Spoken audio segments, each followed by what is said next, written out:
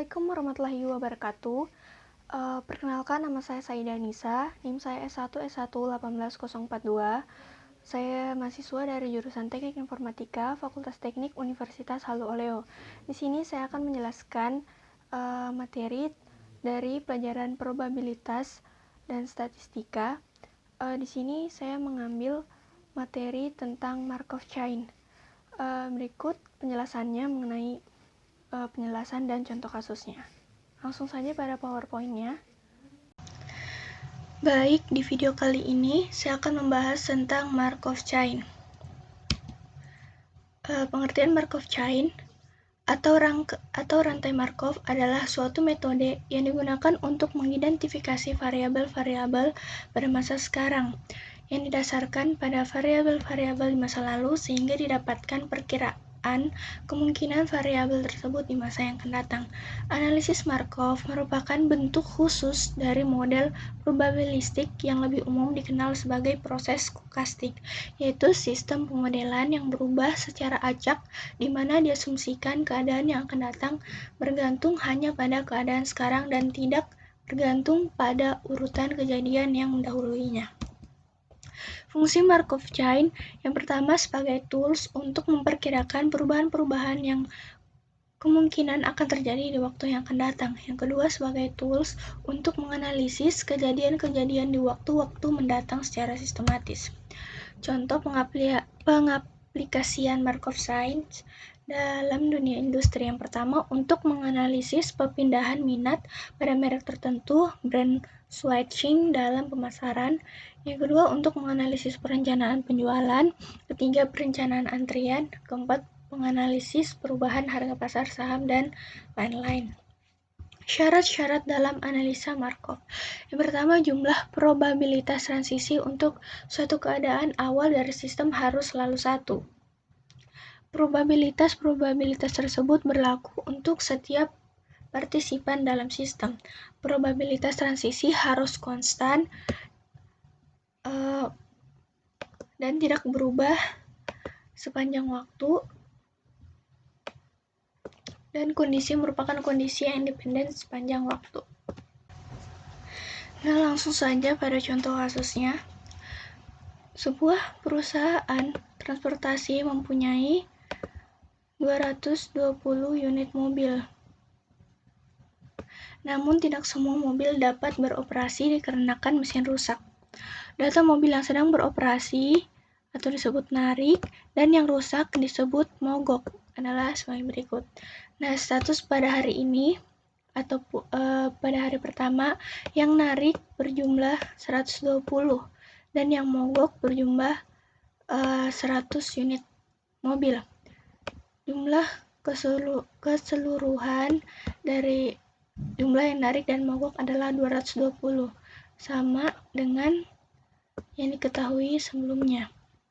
Dan yang pada hari kedua terjadi sebuah perubahan.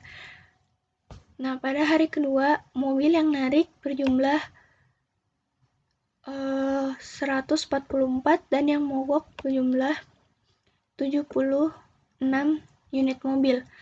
Maka hasil keseluruhan tetap juga 220. Nah, kita lihat tabel di sini perubahannya. Yang hari pertama narik dan hari kedua tetap narik berjumlah 70. Dan yang hari pertama mogok dan pada hari kedua narik berjumlah 74. Maka 70 ditambah 74, jumlah yang narik pada hari kedua adalah 144, sama dengan di sini 174 banyak mobil yang narik pada hari kedua. Nah, yang hari pertama narik tetapi pada hari kedua mogok berjumlah 50 unit mobil, dan yang pada hari pertama mogok dan pada hari kedua mobilnya tetap mogok yaitu berjumlah 26 unit mobil. Maka jumlah unit mobil 50 ditambah 26 menghasilkan 76 unit mobil. Sama dengan yang di sini. Maka kita jumlahkan